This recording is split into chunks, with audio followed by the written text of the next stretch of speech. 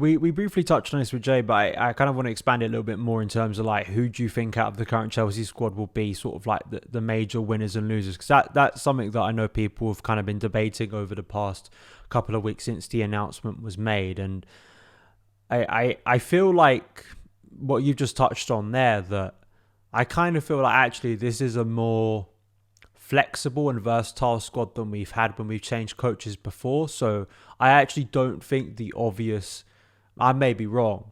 I hope I'm not wrong, but I feel like the obvious kind of standout players who quickly will fall victim to being surplus to requirements actually won't be like when we had, I don't know, the likes of Timberway, Bakayoko in the Yeah, past. yeah, yeah. Thank God we've avoided that type of situation. But yeah, this is what I mean. I feel like maybe the squad is a bit more specialized. It's getting like kind of trimmed.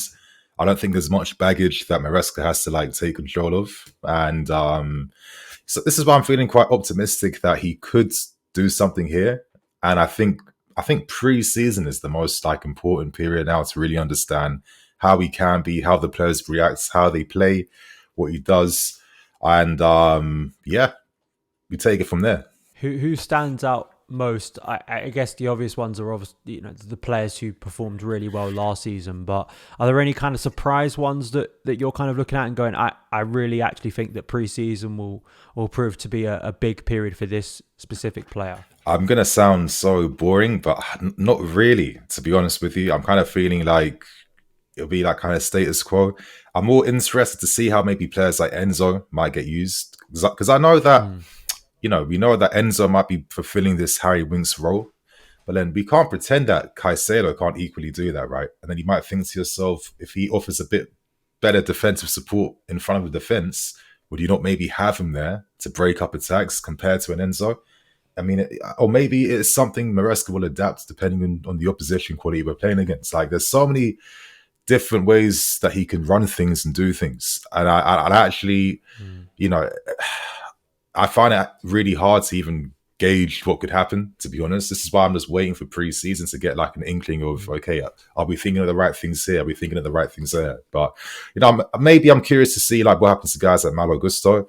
I always had a dream that maybe he could invert from a left back position, potentially, Mm. that could be quite interesting. Gusto used to play as a midfield player during his like, youth days, and I think that's why he's so comfortable on the ball. So could he spring surprises like that in the team?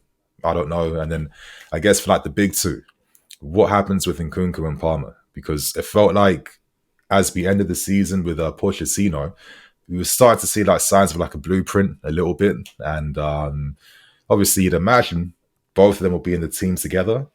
But then equally, with guys like Gallagher in the team, I also feel like a guy like Maresca, you want to have that tactically intelligent player in your team when it Mm. comes to like leading the press, winning balls high up, and being like that overall glue in the team. So yeah, I think he's going to be stacked with talent, especially for adding more guys this summer. And yeah, I think with Pochettino, obviously injuries really ruined a lot of things, but I feel like it could be the complete opposite of Maresca, where he has like an overabundance of talent that he can turn to. And yeah, it's going to be a lot of pressure on him to get it right.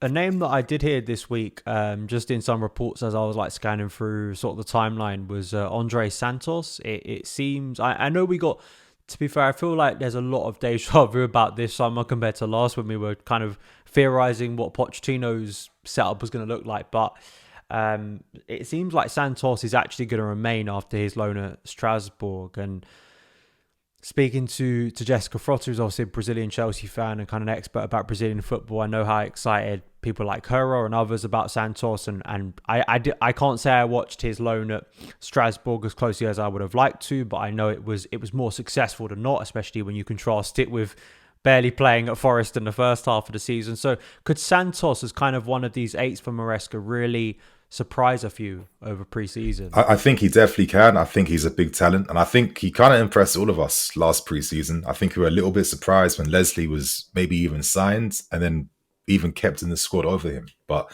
I thought the reason for that was because, you know what, it's actually better for you to be playing consistently because you are that good where you shouldn't be fighting for minutes right now. So I don't know, it's an interesting one that we could be open to bringing him back. But then I think to myself, with this like news of Gallagher maybe potentially remaining, if he signs his contract extension, I mean, we're like still waiting for the okay, right? Could the club even decide again, maybe Santos, maybe another loan's best? Or will guys like Ugo find loans? Because I'd imagine Lavia will probably remain. And, you know, I guess we'll see what happens. But I think if you're Andre, you're thinking, okay, I got Conference League minutes, cup games, coming on as a sub, earning my trust that way, and, you know, taking things from there. But, you know, he had a really good loan at Strasbourg. You know, Vieira was kind of playing him as like the sitting midfield player. And he had a, you know, he really brought that balance to that Strasbourg midfield in terms of breaking up the play. He played really well alongside the other young guy in midfield they had. I forgot his name top of the heads. And he also showed that he can get inside the box too and show that aerial presence and threat. So I don't know. I always just personally felt like he would be the guy that would be the successor to Gallagher once we decided to move him on. So, I mean, I guess they could all coexist together. But then I think, okay, if we're going to have like a inverted fullback taking up a mid spot, if you're going to have like one of the wide playmakers also taking up a central position, I mean, we're super stacked in that area, right? So this is what I mean. Ultimately, I have no idea what Maresca will do.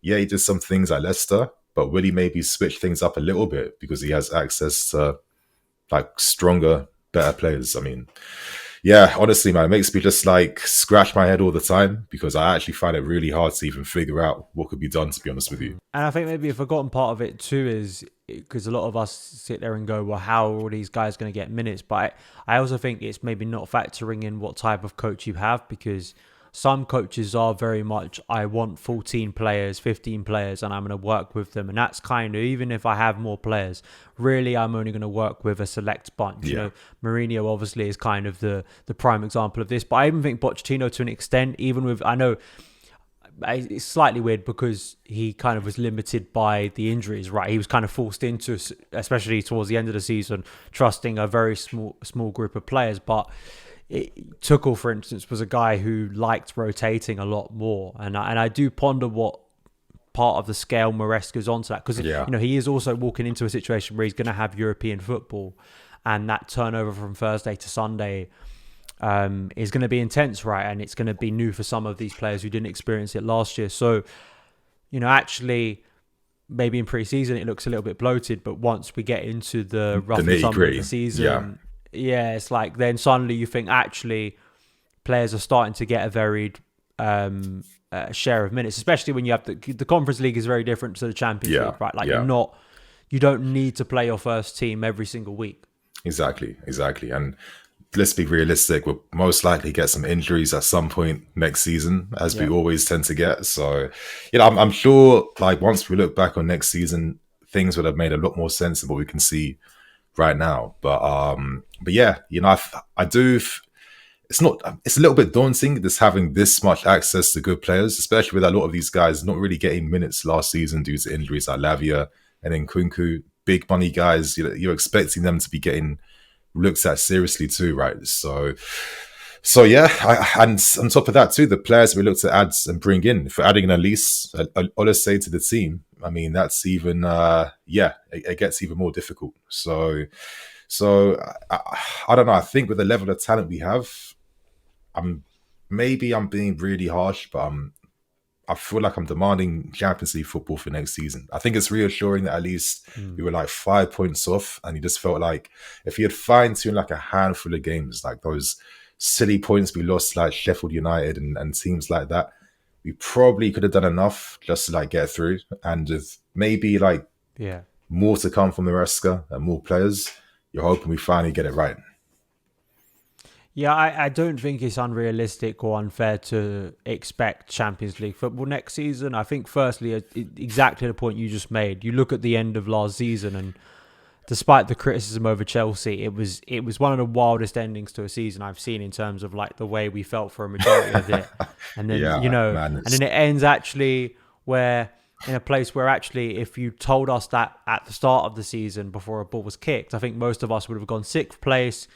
A cup final, you know, good cup runs, having some really good performances against the likes of Man City. I think you would have gone fair enough. But of course, the journey to get to that place was so up and down that it didn't feel like that. But I don't think it's unrealistic because, I think more people, the conversation I've had, it's less actually about Maresca himself. I think this season is more a judgment on the hierarchy, more so than any other, in a sense that like even people who are maybe a little bit more open-minded and supportive are a lot more cynical or doubtful now. So I think this upcoming season, there really has to be some kind of end product from this club.